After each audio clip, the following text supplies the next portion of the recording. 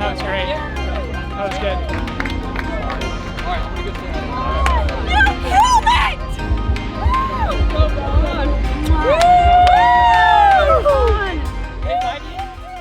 In general, this St. George half Ironman course is one of the tougher half Ironman courses certainly in the circuit, but probably in the world as well.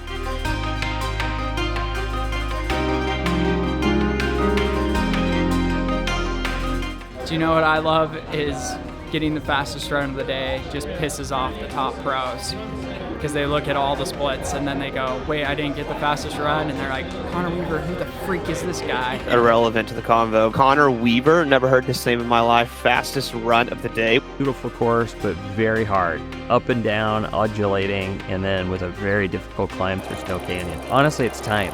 There's no way Connor's going to make a big transition from Oceanside, which was just a month ago, to today. He's done the things he needed to do, like with his bike fit, changing that up and getting himself into a more aero position. That's going to help him tremendously. But now it's literally building up his bike speed by doing more training. Ran faster, and I feel way better than I did at Oceanside.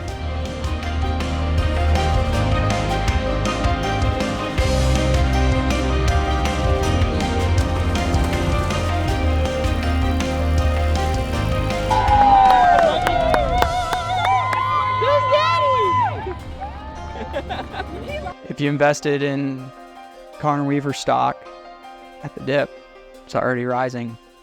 It hasn't spiked, but it's on a gradual rise. It's worth more now than it was 4 weeks ago. Can't wait for the boom.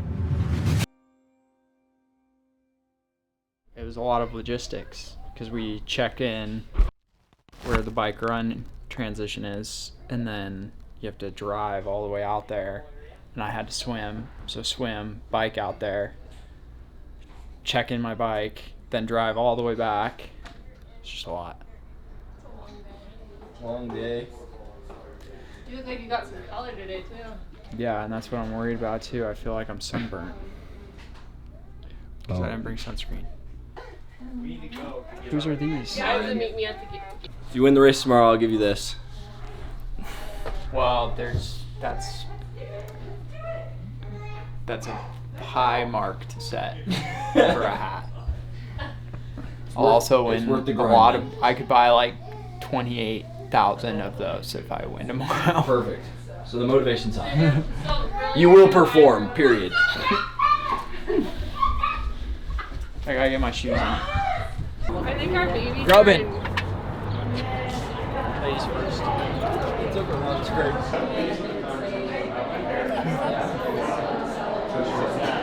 But, I mean, I don't know. If verbally asked. Oh. Ice cream's great for you. It's great pre-race fuel. Get some good pre-Ironman calories and, just cheap, quick carbs, some sugars. Aero helmet. Wait, that's a new one. Where'd you get that one? Endure 3. Nothing better than looking like a dork. Paint you over there. Talking to your daddy's shoes? I am speed. Because we can follow you a little bit, and so we'll see what we can do. Obviously, if there's cars behind us, we can't follow you very long. Swim, I'd like to not be 2 minutes or 3 to 4 minutes behind the leaders. I'd like to be somewhere close to the front pack, off the front pack by like 30 seconds to a minute. And then biking, I'd like to just not bike nearly as bad as last time. Hopefully, I feel like I'll pass quite a few people on the climb, actually. That'd be great. And then just have the fastest run of the day. But the key is just not having a terrible bike and just having a decent bike. Yeah. It's not as packed. It's not as stacked as Oceanside either. Oh, it's not? No.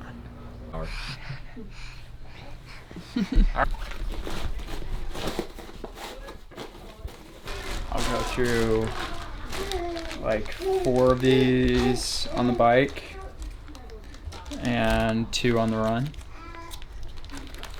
Probably take 1 before I swim.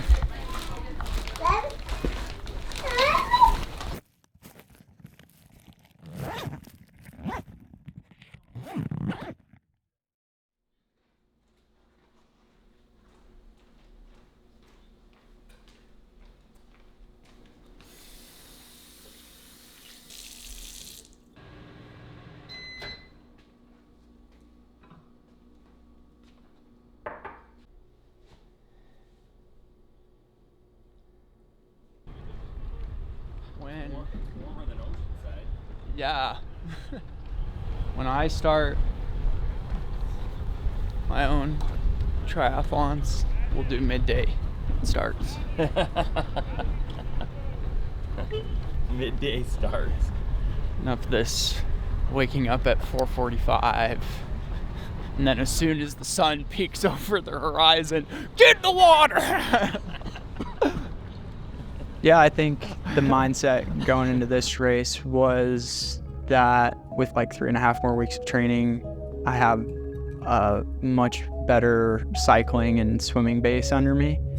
So I felt a lot more confident going into the race. And that confidence also was parlayed with the fact that I'd already done 1 half Ironman before this. I was confident coming in just that I had much more fitness in the swim and the bike.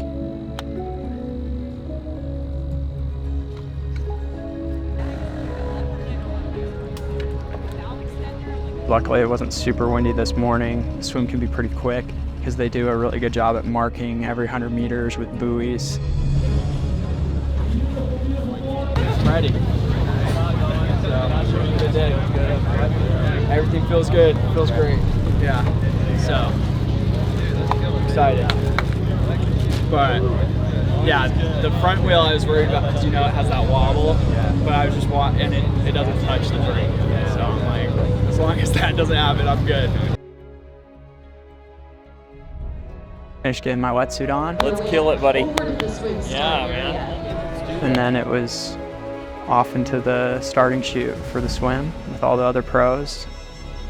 In reality, a 1.2 mile swim is plenty of time, ample time to weed out the true swimmers from the non-true swimmers. So it doesn't matter whether you're right on the line or not. If you're a good swimmer, you're gonna swim ahead of people. And we are officially underway.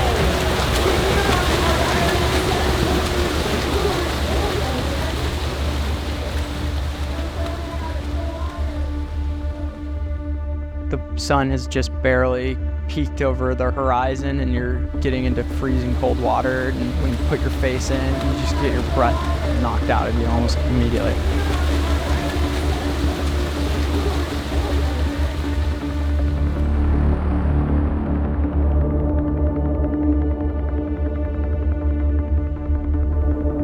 I swam a lot faster than Oceanside too, about 1 minute and 30 seconds faster, so I was overall happy.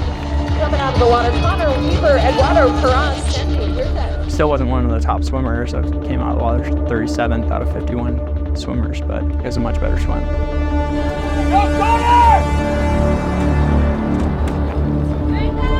Come on, buddy! Here we go, baby!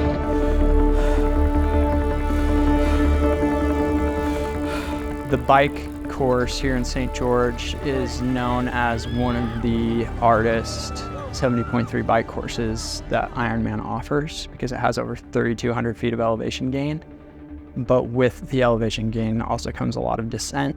I think the descent coming into transition 2 was very beneficial for a guy like me that needed a little bit more time to spin out the legs to get ready for a solid run, but it's a lot of climbing. Bike is where Connor has felt the weakest as far as the 3 different events. And in preparation for St. George, he was blessed to meet a guy named Garrett in Dallas area who is also a triathlete. It helps him to be able to have somebody to push him and also just who's also committed to the sport. And I'm nervous because I know the bike is the hardest part of this St. George event. And as we speak, he's probably climbing up a massive hill. So hopefully he's doing that well. In the bike last time in Oceanside, he came out pretty far back and ended up passing 20 people. He was kind of late 50s, like 57th, I think he was, when he finished the bike. He's already in about 40th position. At mile 35, we saw him. He's about 40th position on the bike. So he's still pretty far back from the big guys, but he's in a really good spot to then now move up. Pro Tri News was doing their review of Ironman 7.3 Oceanside, and they go through each discipline and kind of the overall race, and they said, I mean, irrelevant to the convo because when you swim slow and you bike slow, you run fast. But Connor Weaver, never heard this name in my life, fastest run of the day. We all thought all day it was Matt Hansen, and it was actually Connor Weaver. He ran a 1:10:01, so pretty impressive. But a 2.5 hour bike split. And finished behind Taylor Nebb, unfortunately.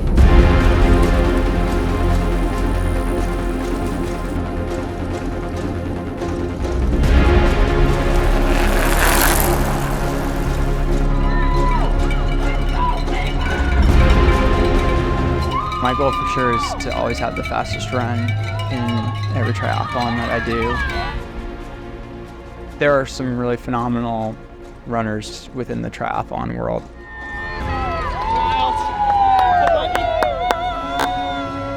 I was at a really high level in marathon running especially, so definitely try to pick people off one by one. I kept gaining on people and I was a little blown away by the fact that I was running that fast. I think when you're so far behind in the bike, you start losing count of all the people that you're passing.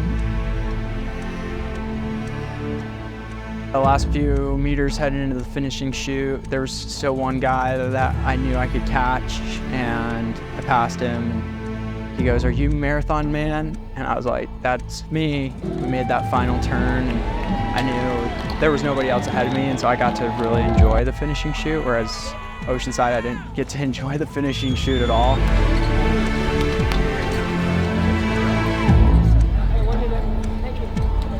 I was also really happy to hear that I had the fastest run of the day. The fastest run? Oh no, someone else way down the field, Connor Weaver. That was great. That was good. Finished 15th overall. I was really pleased with that placement.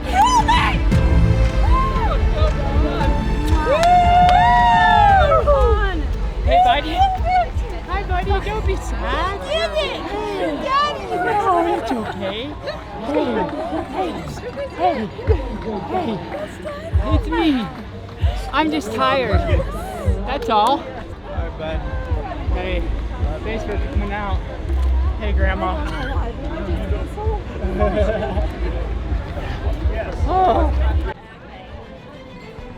Swim was a 26:07. He came out at 38. His bike was a 2:18. He came out at 44th. His run was a 1:08 first. First in the run and 15th overall, baby. Your bicycle sucks. But it's getting better.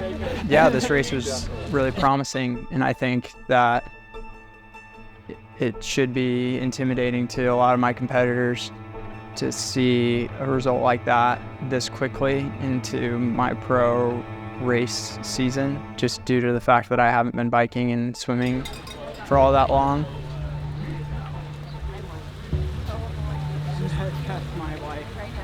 Being able to dial in my bike better while also simultaneously maintaining my run fitness.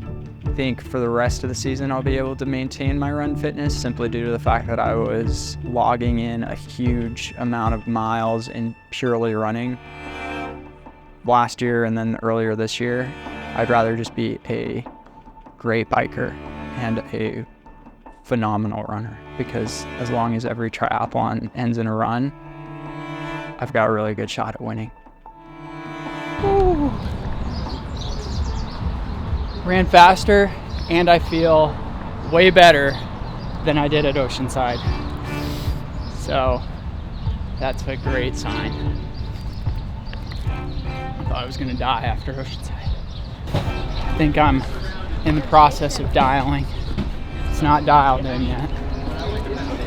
The thing is people are giving me hope That's the last thing you want, is for a Connor Weaver with hope. If I've got hope, it's only going to inspire me to work harder. And if I work harder, I'm going to start winning these things. It's just a matter of time.